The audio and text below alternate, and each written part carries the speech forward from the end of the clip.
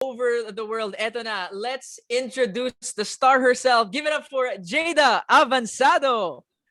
Hello! Hi, Oh Edward, my and God. hello po sa inyong lahat. Thank you for being with us here today. I just realized, JAYDA, I'm sorry because I know JAYDA as the woman in red. Every time I've seen her Right. sa mga guesting, she's always wearing like yung mga magagandang suot. She's always wearing red. But, red is the color of our hearts. Actually, I'm mistaken. Purple is the color of our hearts today.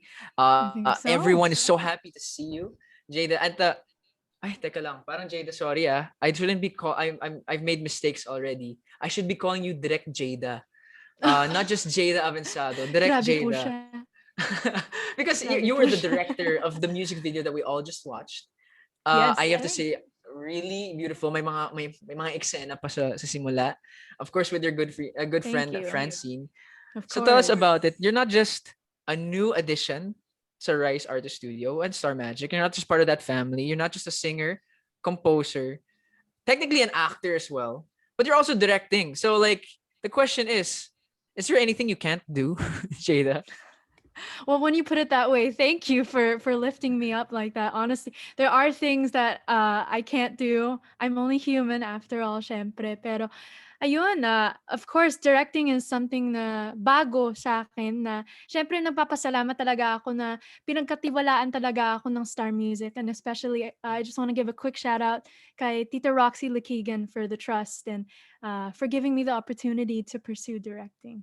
Hopefully, JAYDA, actually, when all of this is over, I'm sure many people know about that the special blue chair na meron si Sir Roxy in his office. Oo naman. All the new family members that come to the family get to sit in that chair and have a picture as well. Pero aabangan talaga natin yan after this pandemic. But again, it's an Tama. amazing feat na nabuo tong project na to sa loob ng pandemic within the restrictions, yung music video at yung composition. So tell us, JAYDA, ito yung newest single mo. Tell us about it. Kinuwento mo naman sa akin dati yung light bulb moment. Can you tell us Yes, how that tama. happened? Ngayon siyempre ikukuwento ko sa inyong lahat, to all our friends from the press, nabuo talaga yung konsepto ng MU, galing sa isang conversation between me and Francine Diaz, yung best friend ko po. And, medyo nagbibiruan kami na siguro yung mga gusto namin at yung mga ayaw namin sa isang relasyon.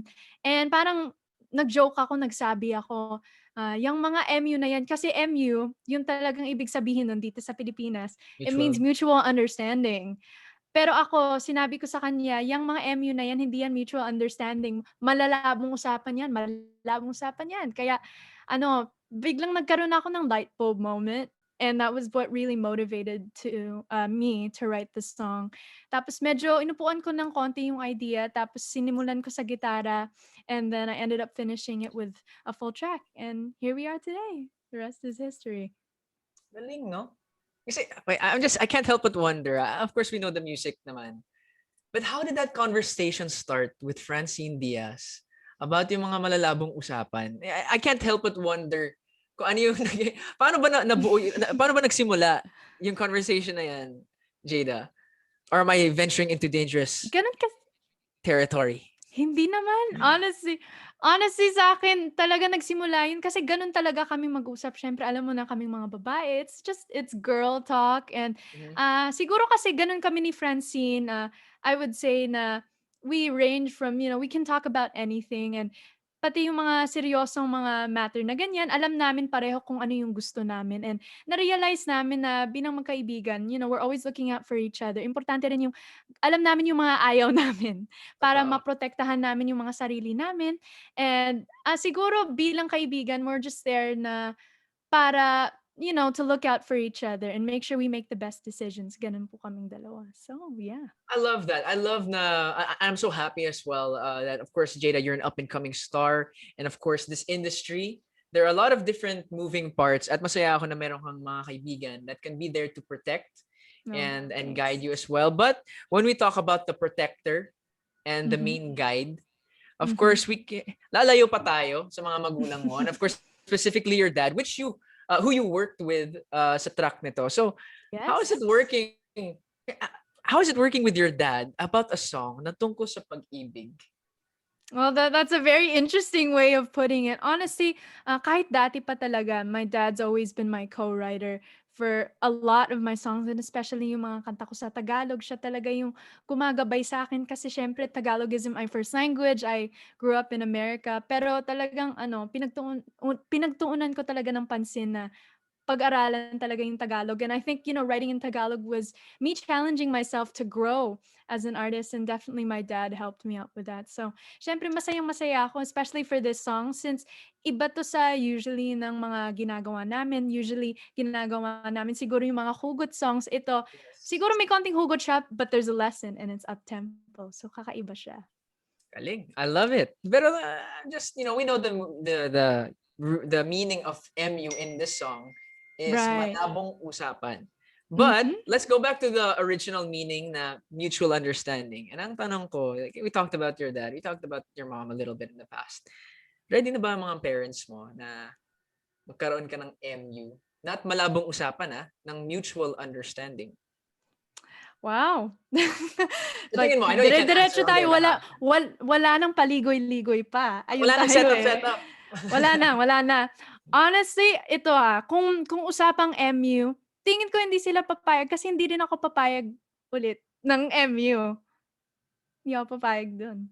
Okay. Well, Gano'n. I 'Pag heard gano'n the na, word. dapat may label na, 'di ba? Totoo. And that's one of the biggest challenges with nowadays as well. Pero, Yes. there's so many questions that I have for you, and that Mhm. the media and the press and all of our online friends as well have. So I can't do this alone. But we have someone who's also going to help me as well. So before we continue with that, I would like to call on my very lovely Ate Tess Gubi of Star Magic. Before we go to our Q&A portion, Miss Universe, with all of Bakas our maka-miss you. I know, to all of our media guests. Miss Tess, could you help me out? Yes, good afternoon mga kapamilya. Hello Edward and congrats. Ang side ni Jayda ang makikita nyo dito sa concert ko.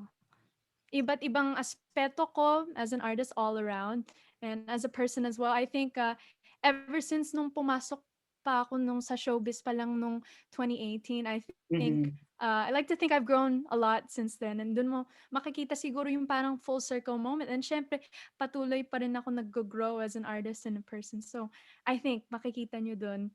And in terms of drastic transformation, siguro abangan nyo na lang. Yeah, Baka pasabog ako dun.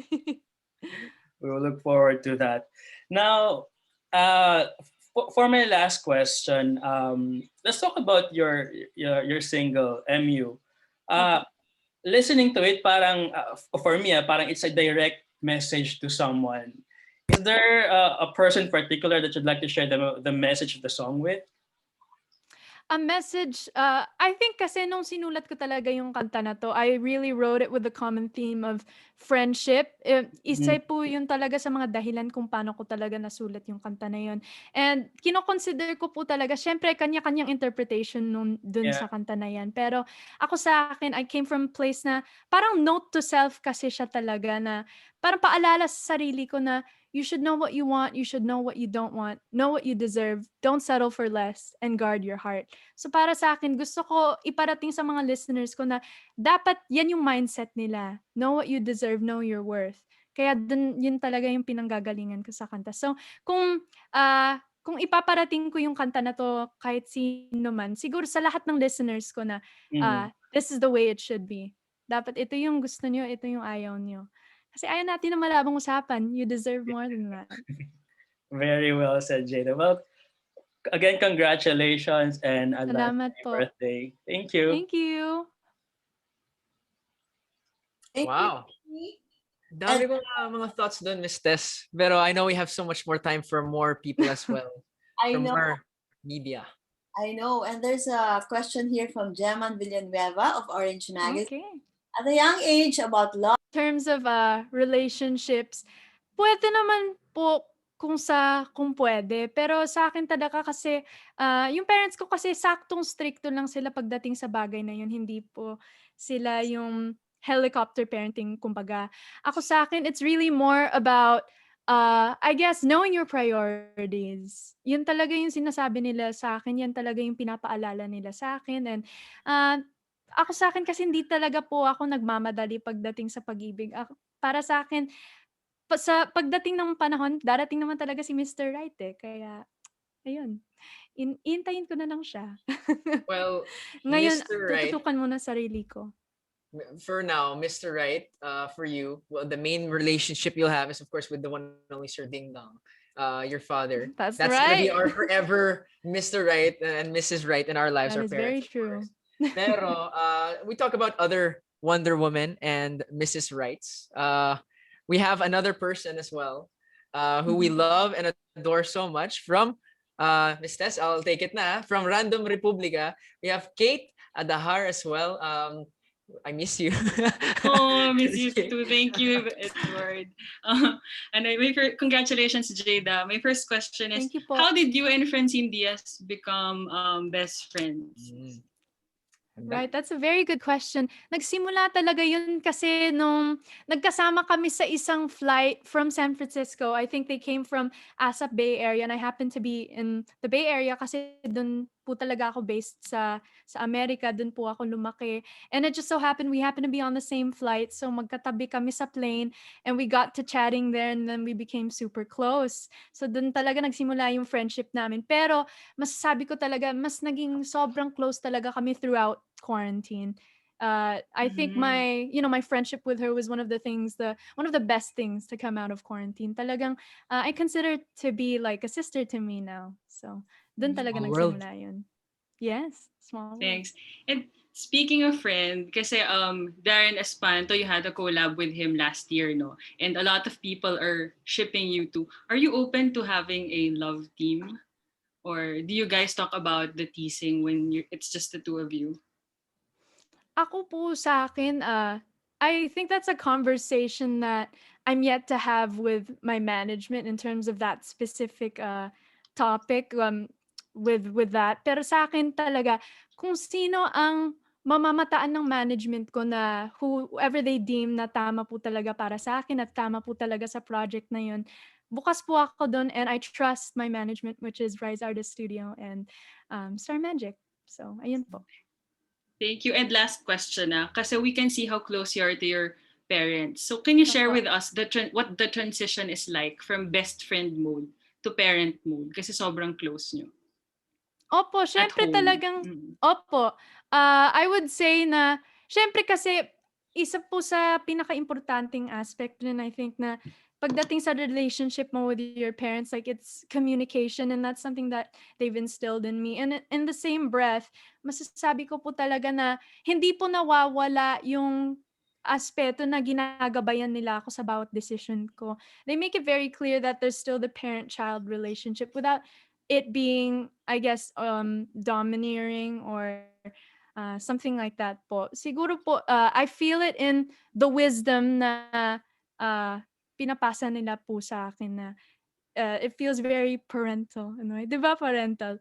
So, ayun. I would say, dun ko po talaga nararamdaman yun. But at the same time, talagang sobrang malapit po talaga ako sa magulang ko. And syempre kasi nag-iisang anak lang ako. So, we're a very tight-knit family. Thank you. Congratulations. Thanks, Edward. Salamat po. Thank you, Miss Kate. Of course, once again from Random Republica. Oh my gosh, I missed the. Sorry, is that? Okay, let's proceed. Our next guest we have here, Mami Jo Bonsol, Josephine Bonsol of JoBonsol.net. Hi, Mami Jo. Hello, Miss Tess. I miss you. Hi, Edward. Congratulations, Jada. Thank you po. Hello po. Oo. Biruin mo. Ang ganda-ganda. You're so pretty until Salamat now. po. But from the first time, congratulations on your new song and getting Thank into you po. Star Magic. Siguro my question is because you're already turning 18, dama mo na ba na medyo adult ka na o meron ka pang medyo hindi mo pa kayang i-sacrifice na yung mga the things that you can do and you're not allowed to do because you're already becoming a lady now, yung mga hindi na pwedeng kumain ng ganito, hindi na pwedeng ganyan. Ano yung mga limits na and what you think you are ready to face pwede mo na sabihin, I'm an adult now? Ano yung mga bagay na yun? Siguro po number 1 po talaga yung pagiging independent, especially sa ganitong panahon po na syempre let's say sa trabaho po you're limited to going by yourself or isa lang po yung kasama nyo, and madalas po pagdating sa trabaho hindi ko po talaga sila nakakasama, yung magulang ko po. But at the same time I think that's ganun po talaga ako matututo sa buhay, and yan po talaga yung ini-instill nila sa akin, yung pagiging independent na kaya mo yung sarili mo kahit anong mangyari. So, ayun talaga. Yan yung mga, siguro pagdating sa mga hindi pwedeng kainin, syempre kasama yun sa pagiging, meron kang disiplina. So, yun talaga, kahit bago ako mag-18, ini-instill ko na yun sa sarili ko, binabantayan ko yung mga kinakain ko. Pero syempre, okay lang mag-cheat day ng konti every now and then. It's going